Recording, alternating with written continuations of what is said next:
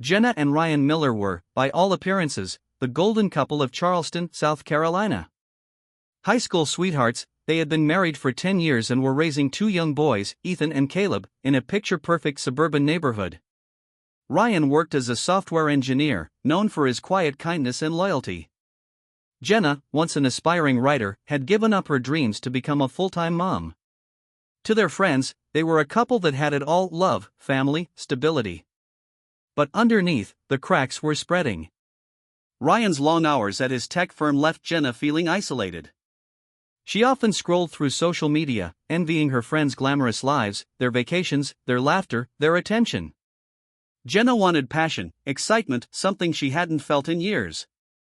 And that's when Derek Stone entered her life. Derek was the father of one of Ethan's soccer teammates. A former college football player turned real estate agent, he was charismatic, confident, and dangerously charming. He was everything Ryan was not: spontaneous, flirtatious, and eager to give Jenna the attention she craved.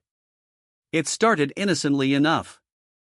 Sideline conversations at soccer practice turned into coffee dates. Then came late-night texts, subtle touches, secret smiles. By the fall of 2024, Jenna and Derek's relationship had turned physical. They met in hotels, at Derek's home when his ex-wife had their kids, even in Jenna's minivan in remote parking lots. Jenna felt alive again. She convinced herself she deserved this happiness, that it was harmless, that no one would get hurt. But someone was watching. Ryan was no fool. He noticed Jenna's distracted eyes, her sudden gym obsession, the phone that never left her side. She laughed at Derek's jokes a little too loudly at soccer games, and when she thought no one was watching, her gaze lingered on Derek just a little too long. Ryan's heart sank, but he didn't confront her, not at first. Instead, he began gathering clues. He checked Jenna's phone records, tracked credit card receipts, and even followed her one afternoon. What he saw crushed him: Jenna and Derek in an embrace, kissing in the front seat of Derek's car. Ryan was shattered. But instead of exploding with anger, he sank into depression. Friends noticed he withdrew, lost weight, and barely spoke. Jenna, blinded by her infatuation, didn't notice. In December 2024, Ryan sat Jenna down. "I know," he said quietly. Jenna froze. "I've seen you with him," Ryan whispered. "I know everything." For a moment, Jenna considered denying it. But the weight of her guilt crushed her. She wept, apologized, begged for forgiveness. Ryan, his heart breaking, agreed to try counseling for the boys, if nothing else.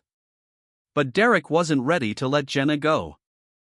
On the night of February 14, Valentine's Day, Ryan planned a small dinner at home to rekindle their bond.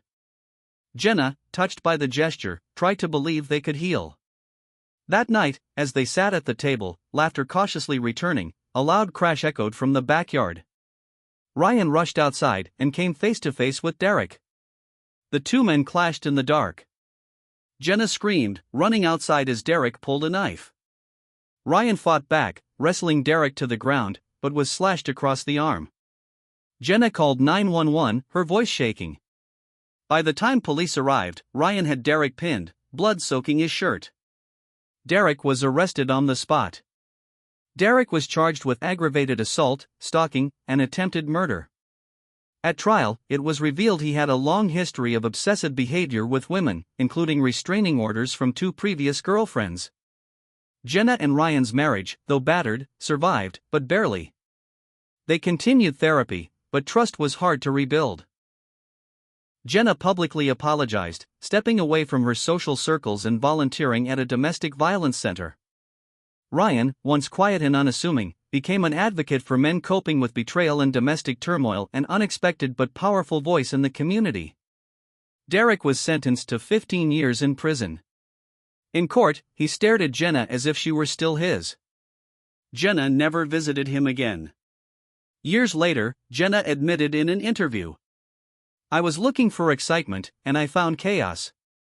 I never imagined it would end with police, blood, and courtrooms. I almost destroyed my family. I'll carry that guilt forever."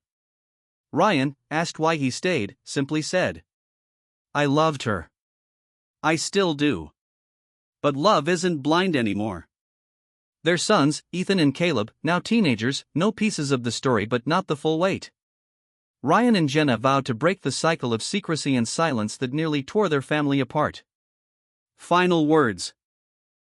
The story of Jenna and Ryan Miller is a cautionary tale about love, betrayal, and obsession. It reminds us that no affair is harmless, no secret stays buried forever, and no one escapes unscathed when desire turns to danger. Behind closed doors, in seemingly perfect homes, heartbreak brews. And sometimes, the cost is nearly fatal.